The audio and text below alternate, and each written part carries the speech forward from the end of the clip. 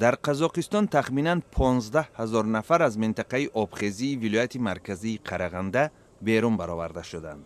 منصبداران میگویند کمش 2000 منزل زیست از این آفت زیان دیده است. بعضی ساکنان دهه مستعفین به خانه‌هایشان برگشتند تا مال و کالای خود را نجات دهند.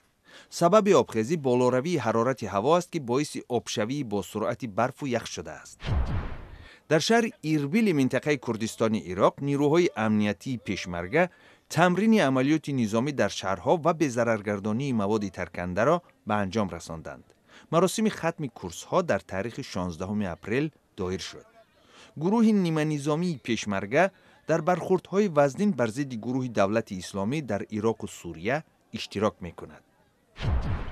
در شهر شمال غربی پیشور پاکستان به نشان پشتیبانی از عملیات نظامی عربستان سعودی در یمن، اعضای یک گروه رادیکالی اسلامی در نزد مرکز مطبوعات جمع شدند. جماعت دعوت و دیگر حزب‌های دینی از حکومت پاکستان تقاضا کرده است که از حمله‌های عربستان سعودی بالای موقع‌های آشوبگران حوثی یمن حمایت کند.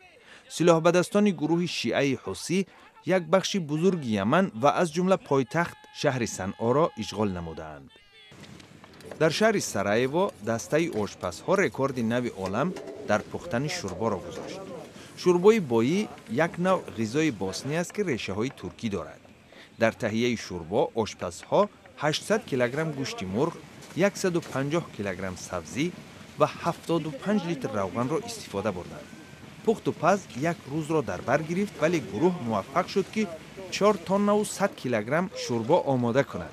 رکورد پیشتر و 4 تن برآورد.